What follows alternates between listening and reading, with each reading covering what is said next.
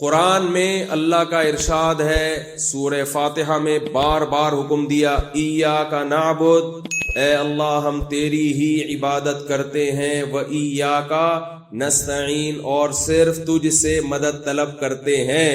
تو اگر پولیس سے مدد طلب کرنا اور اللہ سے مدد طلب کرنا ایک ہی جیسا ہوتا، ایک ہی طرح کی مدد ہوتی، تو پھر ہم یوں کیوں کہتے ہیں اللہ صرف تجھ سے مدد طلب کرتے ہیں؟ اس سے پتہ چلتا ہے کہ جو اللہ سے مدد طلب کی جاتی ہے وہ اور قسم کی ہے، اور پولیس سے جو مدد طلب کی جاتی ہے وہ الگ قسم کی ہے۔ یہ دو قسموں میں فرق کرنا ضروری ہے۔ آج کے مشرکین نے دونوں قسموں کو گڑبڑ کر دیا ہے اور شرک کے دروازے کھول دیے ہیں۔ تو ایک مدد ہوتی ہے اسباب کے تحت، آپ بیمار تھے، ڈاکٹر کے پاس گئے، شادی ہو گئی، 10 سال ہو گئے، اولاد نہیں ہو رہی، حکیم کے پاس جاتے ہیں نا کہ بھئی اولاد چاہیے، کیا مطلب؟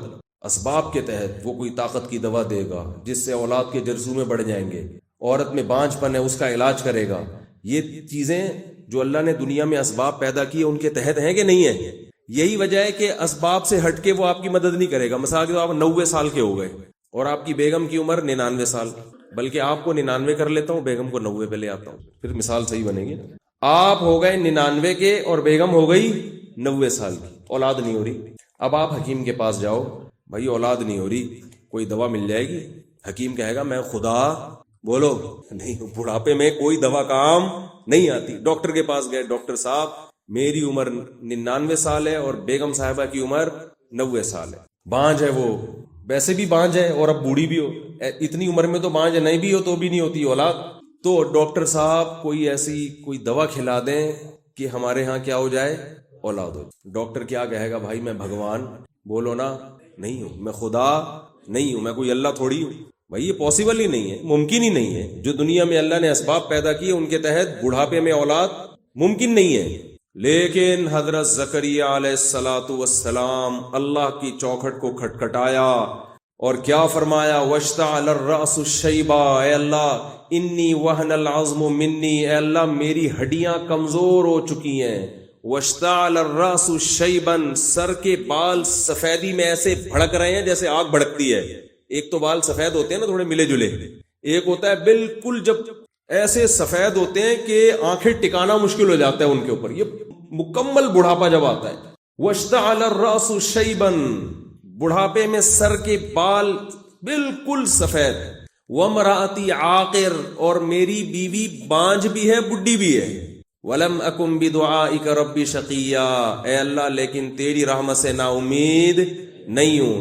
اب اس موقع پر حضرت زکریا علیہ السلام جو مدد طلب کر رہے ہیں، یہ والی مدد طلب کرنا یہ دعا کہلاتا ہے، کیونکہ یہ اسباب کے تحت نہیں آتی۔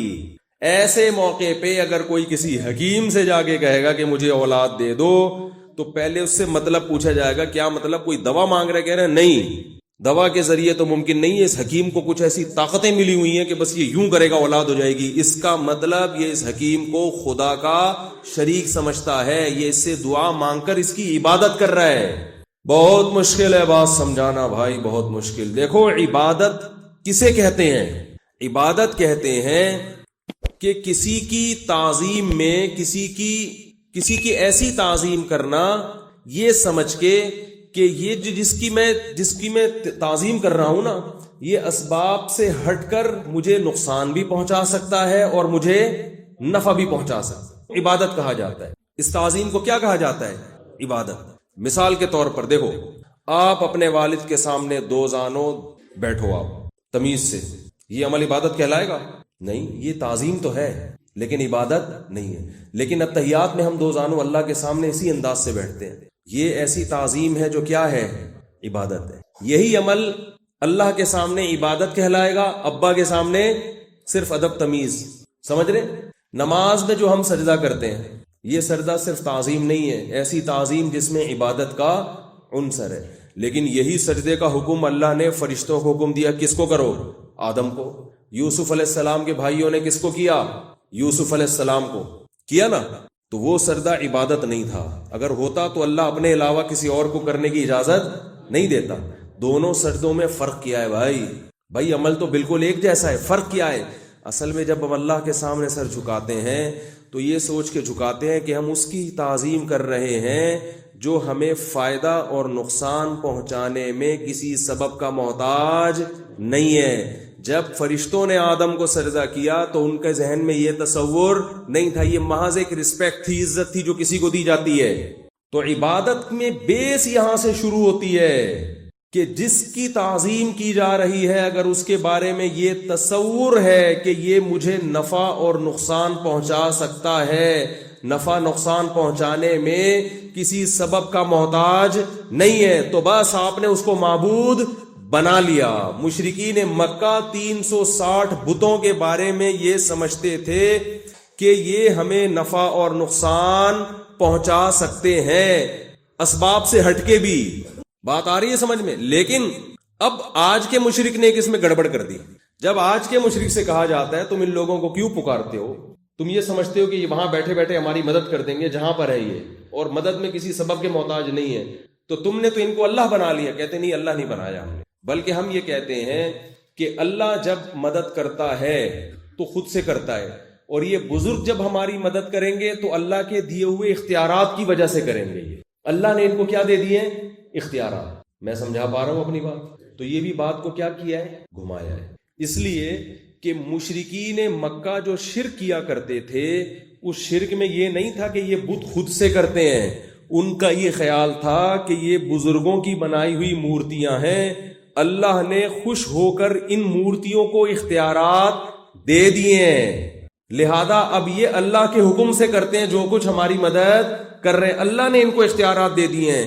تو قرآن پورا اسی پہ نازل ہوا کہ اللہ نے اپنے اختیارات میں کسی کو اپنے ساتھ شریک نہیں کیا، کسی کو نہیں دی اختیارات. مشرکین یہ ہرگز نہیں کہتے تھے کہ یہ خود سے خود مختار ہے، نا نا نا نا، وہ جانتے تھے ان کو تو ہم نے بنایا اپنے ہاتھوں سے، خود مختار کہاں سے ہو گئے؟ جس شرک کی نفی کے لیے قرآن نازل ہوا ہے آج وہ شرک ہول سیل کے حساب سے ہو رہا ہے، ہول سیل کے حساب سے ہو رہا ہے. کہتے ہیں عطائی اختیارات ہیں، اللہ کے پاس ذاتی ہیں اور بزرگوں کے پاس عطائی ہیں. تو اللہ نے کہا نہ، کوئی عطائی بتائی کسی کے پاس نہیں، سب کچھ کس کے پاس ہے؟ میرے پاس. کیوں؟ وجہ اس کی یہ ہے کہ دیکھو، حکومت جب اپنے اختیارات تقسیم کرتی ہے تو اپنے پاس بھی رکھتی ہے اور اپنے وزیروں کو بھی کچھ اختیارات دے دیتی ہے. مثال کے طور پر اصل اختیار تو حکومت کے پاس ہے کہ کس علاقے کو کتنا پانی دینا ہے، لیکن حکومت نے وزیر بنائے ہوئے ہیں. بجلی کے وزیر وابڈا والے ہوتے ہیں نا، یہاں وابڈا ہوتا ہے، تو جب بجلی کا مسئلہ ہوتا ہے ڈائریکٹ وزیر اعظم کا دروازہ آپ نہیں کھٹکھٹاتے، آپ جاؤ گے وابڈا والوں کے باہر کھڑے ہو جاؤ گے، بد دعائیں دو گے، خدا کا واسطہ اس پنکھے کو بھی چلتا ہوا دکھا دو، یہی کہو گے نا. وجہ کیا ہے؟ آپ کو پتا ہے کہ جو وزیر اعظم نے ان کو اختیارات دیے ہوئے ہیں، یہ جب چاہیں بجلی بند کر دیں، جب چاہیں بجلی کھول دیں، یہ اختیارات دیے انہوں نے. یہ اللہ سے پوچھنے کے، یہ وزیر اعظم سے پوچھنے کے محتاج نہیں ہے، اگرچہ اصل اختیار وزیر اعظم کے پاس ہے، وہ جب چاہے ان سے اختیارات لے بھی لے، لیکن وزیر نے ان کو مختار بنا دیا ہے خوش ہو کے. آج کل تو وزارتیں خوش ہو کے ہی ملتی ہیں نا. وزیر سائنس اور ٹیکنالوجی کو دیکھ لو، وزیر سائنس اور ٹیکنالوجی کو دیکھ لو، صاف پتہ چلتا ہے کہ یہ کسی خوشی میں ان کو وزارت ملی ہے، کیونکہ ان کو سائنس اور ٹیکنالوجی کے علاوہ دنیا کا ہر فن آتا ہے. جب بھی بات کریں گے تو اس میں ٹیکنیکل لحاظ سے بہت سارے فالٹ ہوتے ہیں اس کے اندر، لہذا ٹیکنالوجی سے دور دور کا بھی تعلق نہیں. وزیر تعلیم کو دیکھ لو، ایک وزیر تعلیم ریٹائر ہو گئے، ان کا انٹرویو آ رہا تھا تعلیم کے بارے میں، انہوں نے کہا یار مجھ سے تعلیم کا کیوں پوچھ رہے ہو؟ انہوں نے کہا وزیر تعلیم تھے بھائی. اس نے کہا جب تھا اس وقت نہیں پتا تھا، اب تو ریٹائر ہو گئے ہم.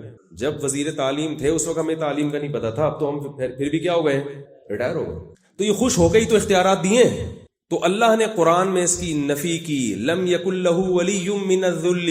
دیکھو، حکومت جب اختیارات دیتی ہے کسی کو تو اس لیے دیتی ہے کہ حکومت اکیلی سارے کام نہیں کر سکتی، ورنہ وزیر اعظم ہاؤس کے باہر رش لگ جائے گا. وزارت صحت کا بھی رش، جس کو صحت کا مسئلہ ہوگا وہ بھی اسلام آباد میں بیٹھا ہوا ہوگا، جس کا پانی کا نل کا کھلوانا ہے وہ بھی کہاں بیٹھا ہوا ہوگا. تو ایک وزیر اتنے سارے کام کہاں سے، جو اس کے تو جو کام کر سکتا ہے وہ نہیں کر رہا ہوتا آج کل، تو اتنے سارے کام کہاں سے کرے گا وہ ہے بھائی. تو اتنے سارے کام اکیلا انسان کر نہیں سکتا، اس لیے اس کو اپنے اختیارات بانٹنے پڑتے ہیں. تو اللہ فرماتے ہیں کہ میں تمہارے دنیا کے بادشاہوں کی طرح نہیں ہوں، میں ایک ہی وقت میں اربوں کھربوں لوگوں کی فریاد سنتا ہوں، ہر ایک کی فریاد سمجھتا ہوں اور ہر ایک کی بگڑی بنا سکتا ہوں، لہذا مجھے اپنے اختیارات میں کسی پیغمبر کو، کسی فرشتے کو، کسی ولی کو، کسی بزرگ کو شریک کرنے کی ضرورت نہیں ہے، مجھے ضرورت ہی نہیں ہے۔ انتم الفقراء الی اللہ، اے لوگو تم سب کے سب اللہ کے در کے فقیر ہو، واللہ هو الغنی الحمید، اکیلا اللہ ہے جس کو کسی کی ضرورت نہیں ہے، سب محتاج ہو۔ تو یاد رکھو یہ اسلام کا بنیادی عقیدہ ہے کہ عبادت کے لائق بولو صرف اللہ ہے، اور اللہ کے سوا کسی کو پکارنا جائز نہیں ہے، صرف اللہ کو۔ کیا ہوا؟ تو بھئی اذان تو ان کا ہیڈک ہے نا، وہ آپ کا ہیڈک تھوڑی ہے، اذان ہونے والی ہے کیا؟ تو 10 منٹ میں بیان ختم کروں؟ اچھا میں سمجھا کہ 5 منٹ میں رہ گئے، کیا مسئلہ ہے پتہ نہیں۔ تو یہ اختیارات اللہ نے کسی کو بولو بھائی نہیں دی۔ بعض لوگ کہتے ہیں اس پر شرک پر جتنے اعتراضات ہوتے ہیں نا توحید پر، میں سارے اعتراضات اٹھا کے اس کا جواب دوں گا آپ کو، کہ بعض لوگ یہ کہتے ہیں کہ اگر اللہ تعالیٰ نے پیغمبروں کو اختیار نہیں دیے تو قرآن میں آتا ہے کہ جبریل علیہ السلام نے حضرت مریم کو بیٹا ہبہ کیا۔ بارشیں اللہ کس کے ذریعے برسواتا ہے؟ فرشتوں کے ذریعے، ہے نا؟ فرشتے یہ کام بھی کرتے ہیں، فرشتے یہ کام بھی کرتے ہیں، یہ بھی کرتے ہیں۔ تو جب اتنے سارے کام فرشتوں کو اللہ نے اختیارات دیے ہوئے ہیں تو پیغمبروں کا مقام تو فرشتوں سے بڑھ کر ہے بھائی۔ کیا خیال ہے بھائی؟ تو یہ آپ خوب اچھی طرح سمجھ لیں کہ کسی سے کام لینا الگ بات ہے، کسی کو کسی کام کا اختیار دے دینا الگ بات ہے۔ اس کی مثال ایسے ہے جیسے آپ قلم سے جب تحریر لکھتے ہیں تو قلم سے کام تو لیتے ہیں لیکن لکھنے کا اختیارات قلم کے پاس بولو بھائی نہیں ہوتا۔ آپ نے کسی سے خط لکھوانا ہے، پہلے زمانے میں لوگ خط لکھوایا کرتے تھے نا، کیونکہ اتنے آداب آتے نہیں تھے، نور چشمی اور پتہ نہیں کیا کیا اس میں لکھا ہوتا تھا نا، تو لوگ کاتب کے پاس جاتے تھے، بھائی اپنے بیٹے کو خط لکھ رہا ہوں، اپنے ابا کو خط لکھ رہا ہوں، ذرا لکھ۔ تو کاتب سے کہتے تھے نا بسم اللہ لکھ، اب یہ لکھ، خداوند کریم سے خیریت مطلوب، خیریت مقصود کے بعد عرض ہے کہ خداوند کریم سے امید ہے کہ آپ کی خیریت سے ہوں گے، بعد از خیریت جناب کی خدمت میں عرض ہے کہ وہ جو بھی القابات لگوا دے۔ تو آپ کس سے کہتے ہو؟ قلم سے کہتے تھے کہ بھائی تو لکھ، کیونکہ لکھتا کون ہے؟ اصل میں تو قلم لکھتا ہے۔ آپ کس سے کہو گے؟ کاتب سے، حالانکہ کاتب خود نہیں لکھ رہا، قلم سے کام لے رہا ہے، لیکن آپ کو پتا ہے کہ قلم اس کے ہاتھ میں مجبور ہے، ایک نقطہ بھی اپنی مرضی سے نہیں لگا سکتا، جدھر کو گھمائے گا ادھر کو گھومے گا۔ ساری زندگی چیختے رہو گے نا قلم کو کہ لکھ، قلم کہے گا بھائی جب تک کوئی کاتب اٹھا کے مجھے گھمائے گا نہیں، میرے اندر لکھنے کی طاقت نہیں ہے۔ اسی وجہ سے کاتب سے لکھوایا جاتا ہے، مدد کاتب سے طلب کی جاتی ہے، قلم سے نہیں کی جاتی، اس کو نہیں پکارا جاتا۔ تو اللہ تعالیٰ نے اس کائنات میں بہت سارے کام اپنے فرشتوں سے لیے ہیں اور لیتا ہے، لیکن وہ ایسے جیسے فرشتے ایسے اللہ کے ہاتھ میں مجبور ہوتے ہیں جیسے قلم کس کے ہاتھ میں؟ کاتب کے ہاتھ میں۔ ایسے فرشتوں پر اللہ کا کنٹرول ہے، جدھر کو چاہے گھما دیں اللہ اس کو حکم دیتے ہیں، جا بھائی موت کے فرشتے کہتے ہیں اس کی جا کے موت روح قبض کر کے لے آ۔ اب یہ نہیں کہہ سکتے کہ موت کے فرشتے کو اختیار ہے جب چاہے آپ کو موت دے دے، جب چاہے آپ کو حیات دے دے، وہ نہیں دے سکتا۔ وہ ریموٹ کنٹرول کی طرح جائے گا، جس کو مارنا ہوگا اس کو مار کے آ جائے گا۔ یہی وجہ ہے کہ زندگی موت کے فرشتے سے نہیں مانگی جاتی، کس سے مانگی جاتی ہے؟ اللہ سے۔ آپ یہ نہیں کہتے اے موت کے فرشتے نکل جائیں یہاں سے، کیا خیال ہے؟ کہتے ہو؟ بھئی اللہ سے دعا مانگتے ہو، کیونکہ فرشتہ تو اللہ کے ہاں مجبور ہے۔ جبکہ مشرک کا یہ عقیدہ ہے کہ اللہ پیغمبروں سے جو کام لیتے ہیں تو کیا مطلب اللہ نے خوش ہو کے پیغمبروں کو بھی اختیارات دے دیے، اختیار دے دیا، پیغمبر جو چاہے کرتے رہے۔ تو اللہ فرماتے ہیں ایسا کوئی اختیار میں نے کسی کو نہیں دیا۔ اس پر ایک اور اشکال ہوتا ہے کہ قرآن مجید میں آتا ہے کہ جبریل علیہ السلام حضرت مریم کے پاس آئے اور حضرت مریم نہانے کے لیے تنہائی اختیار کیے ہوئے تھیں، تو دیکھ کے گھبرا گئیں کہ یہ کوئی مرد ہے، تو انہوں نے فرمایا کہ نہ میں انسان نہیں ہوں، انما انا رسول ربک، میں تیرے رب کا بھیجا ہوا فرشتہ ہوں، لِأَهَبَ لَكِ غُلَامًا زَكِيًّا، میں اس لیے آیا ہوں تاکہ تجھے ایک پاکیزہ بچہ گفٹ میں دے دوں، ہبہ کر دوں۔ تو آج کے مشرکین یہ کہتے ہیں کہ جب فرشتے کو یہ اختیار ہے کہ وہ بچہ کسی کو گفٹ کر دے تو پیغمبر کو یہ اختیارات کیوں نہیں ہیں؟ وہ تو فرشتوں سے بھی اونچے ہیں، لہذا وہ بھی دے سکتے ہیں، اور بابے بھی دے سکتے ہیں، اور پیر و مرشد بھی دے سکتا ہے۔ سمجھا پا رہا ہوں اپنی بات؟ اس کا جواب سمجھے اچھی طرح سے۔ دیکھو قرآن مجید میں بعض دفعہ کسی شے کی طرف نسبت ہوتی ہے مجازی، حقیقی نسبت نہیں ہوتی. کوئی ذریعہ بن جائے نا اس کی طرف بھی نسبت کر دی جاتی ہے. میں اس کی ایک مثال دیتا ہوں لوگوں کو. آپ جب دعوت میں جاتے ہو آپ کہتے ہو کوئی آپ سے پوچھا آپ نے کیا کھایا، آپ کہو بھائی میں تو پلاؤ کی 3 پلیٹیں کھا گیا. کیا کھا گیا؟ تو کھانے کی نسبت آپ پلیٹوں کی طرف کر رہے ہو. حالانکہ پلیٹیں آپ اگر کھاؤ گے تو آئندہ کوئی آپ کو دعوت میں کبھی بھی نہیں بلائے گا. بولے گا بندہ تو پوری پلیٹیں غائب کر دیتا ہے یار. کوئی پوچھ رہا ہوتا ہے کتنی ڈشیں کھائی، بھائی میں تو صرف 2 ڈشیں کھائی. سوال پیدا ہوتا ہے ڈش کیسے کھا گیا تو مراد ڈش نہیں ہوتی بلکہ ڈش کے اندر جو چاول ہوتے ہیں وہ ہوتے ہیں. 1 پلیٹ بریانی ہوتی ہے، پلاؤ ہوتی ہے، پلاؤ کھا گیا. لیکن پلاؤ اور اس پلیٹ کا گہرا رشتہ ہے تو مجازن نسبت کر دی جاتی ہے کس کی طرف؟ پلیٹ کی طرف. آپ کہتے ہو یار میری گاڑی پنچر ہو گئی ہے میں تھوڑی دیر میں آؤں گا. گاڑی تھوڑی پنچر ہوئی، گاڑی کا ٹائر پنچر ہوا ہے نا، تو ٹائر کو بیچ سے ہٹا کے درمیان نسبت کدھر کر دی؟ گاڑی کی طرف. تو ایسے ہی بعض دفعہ مجازی طور پر پیغمبر یا فرشتے کی طرف نسبت کر دی جاتی ہے. جبریل نے پھونک ماری، ہرگز جبریل نے اولاد نہیں دی. جبریل کو اللہ نے کسی کو اولاد دینے کا اختیار دیا ہی نہیں ہے. اللہ کے پاس ہے اختیار. اللہ نے جبریل سے کہا جا کے پھونک مارو، میں اپنی طاقت اور قدرت سے حمل ٹھہرا دوں گا، اپنی طاقت اور قدرت سے حمل ٹھہرا دوں گا. تو یہ اللہ کا کام تھا. مجازن نسبت کس کی طرف کی گئی ہے؟ جبریل کی طرف. مجازن، حقیقت نہیں ہوتا ایسے. بعض مشرکین یہ کہتے ہیں کہ بھائی تم کہتے ہو کہ پیغمبر کو اختیارات نہیں ہیں، تو پیغمبر نے تو چاند کے 2 ٹکڑے کیے، یہ اسباب کے تحت آتا ہی ہے. ارے یہاں بیٹھے بیٹھے انگلی کے اشارے سے چاند کے 2 ٹکڑے کرنا کوئی سائنٹیفک لاجک ہو سکتی ہے اس کی؟ بولے نا نہیں ہو سکتی. تو کہتے ہیں جب پیغمبر زمین پہ بیٹھ کے چاند کے 2 ٹکڑے کر سکتے ہیں تو ہمیں اولاد اور ہماری بگڑی کیوں نہیں بنا سکتے، اولاد کیوں نہیں دے سکتے؟ یہ بھی تو اسباب سے ہٹ کے ہے نا. جب موسیٰ علیہ السلام لاٹھی کو سانپ بنا سکتے ہیں، اژدہا بنا سکتے ہیں، عیسیٰ علیہ السلام مردوں کو زندہ کر سکتے ہیں. عیسائی یہ کہتے ہیں کہ حضرت عیسیٰ کو تم بھی مانتے ہو کہ مردوں کو زندہ کر دیتے تھے، کوڑ کے مریض کے ہاتھ پھیرتے اس کو شفا مل جاتی، پیدائشی نابینا کی آنکھوں پہ ہاتھ رکھتے اس کی بینائی واپس لوٹ جاتی. تو جب عیسیٰ ابن مریم اتنے سارے کام کر سکتے تھے حالانکہ اس کی کوئی لاجک نہیں تھی، تو اگر ہم ان کو دعا میں پکاریں گے تو وہ ہمیں اولاد بھی دے سکتے ہیں، وہ ہمارے بیماروں کو شفا بھی دے سکتے ہیں. یہ سوال سمجھ میں آ رہا ہے کہ نہیں آ رہا ہے؟ اس کے جواب دے کے بس میں بیان ختم کرتا ہوں تاکہ عقیدہ تو کم از کم درست ہو جائے نا. اس کا جواب یہ ہے کہ یاد رکھو پیغمبر کا وہ عمل جس کو ہم معجزہ کہتے ہیں، وہ پیغمبر کا اپنا عمل تصرف نہیں ہوتا. وہ خالصتاً کس کا عمل ہوتا ہے؟ اللہ کا. اس میں صرف پیغمبر کا ہاتھ استعمال ہوتا ہے. پیغمبر کو اختیارات نہیں دیے جاتے کہ چاند کے 2 ٹکڑے کر سکتے ہیں آپ جب چاہیں لاٹھی کو سانپ بنا سکتے ہیں. ایسا نہیں ہے.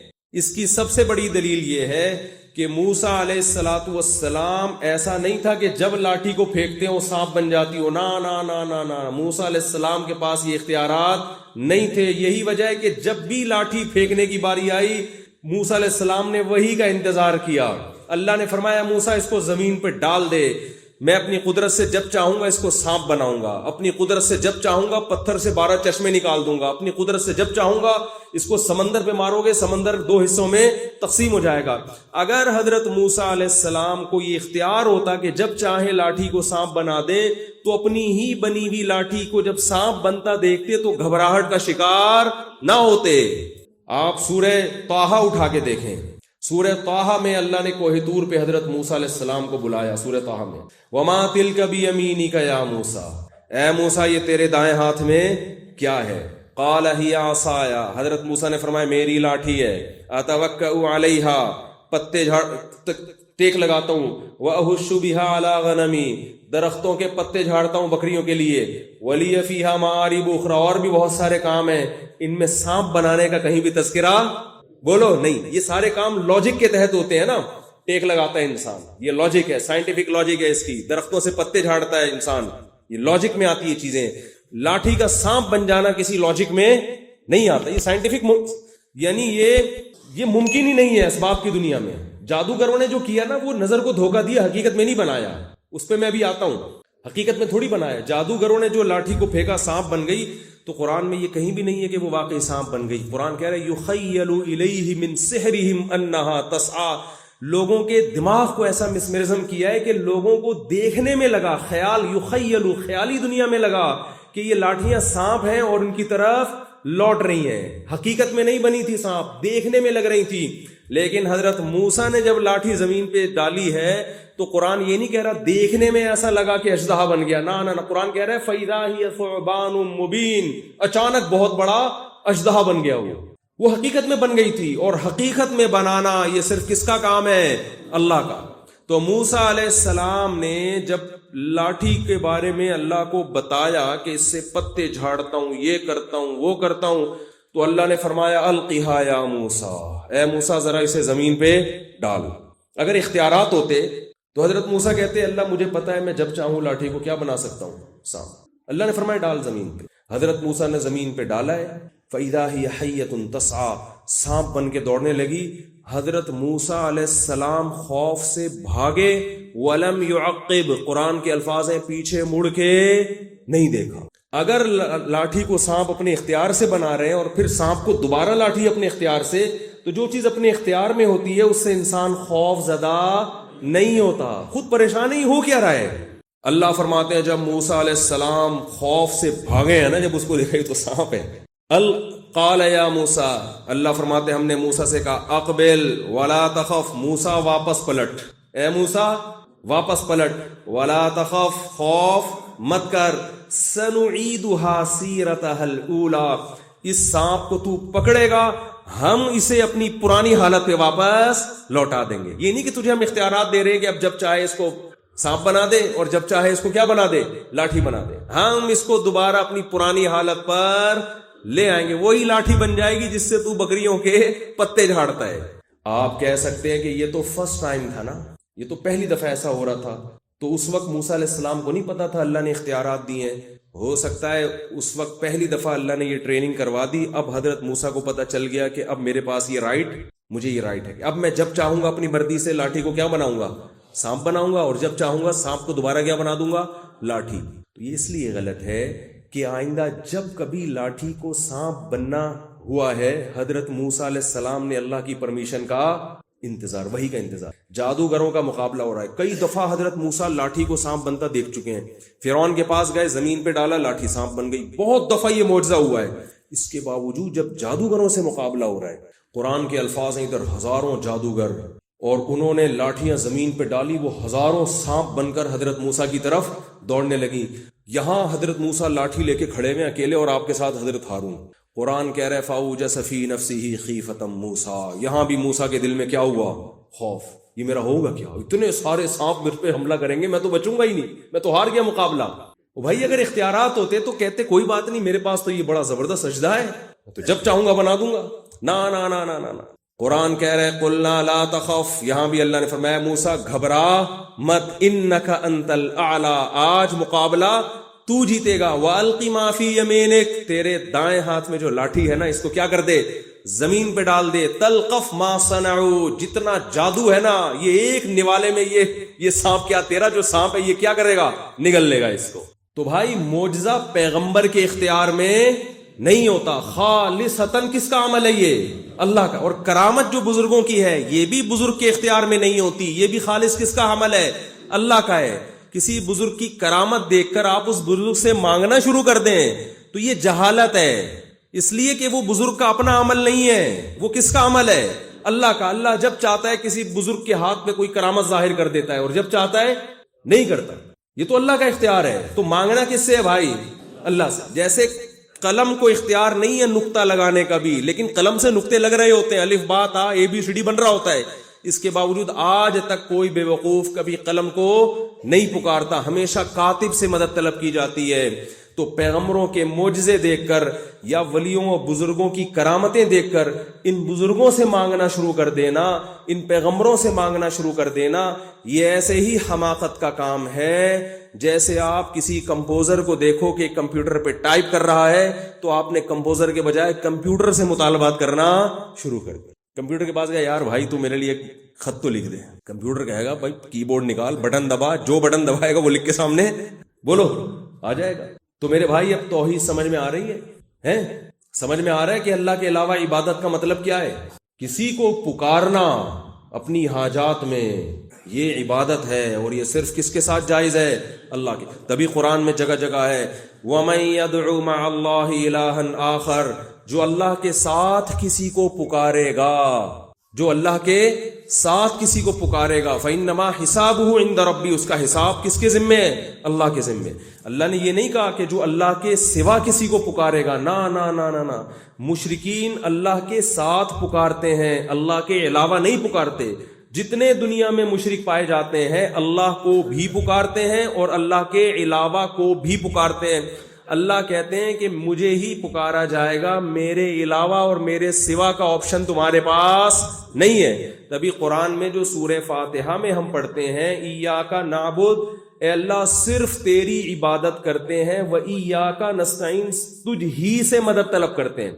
اس آیت کے جتنے ترجمے جس زبان میں بھی آپ دیکھ لیں، انگلش میں بھی، اردو میں بھی، فارسی میں بھی، سرائکی میں بھی، پنجابی میں بھی، سب کا ترجمہ کیا ہے کہ صرف تجھی سے۔ اس کا مطلب نہیں ہم تجھے پکارتے ہیں، تجھ ہی سے مدد طلب کرتے ہیں، تجھ ہی سے، تیرے علاوہ کسی اور سے مدد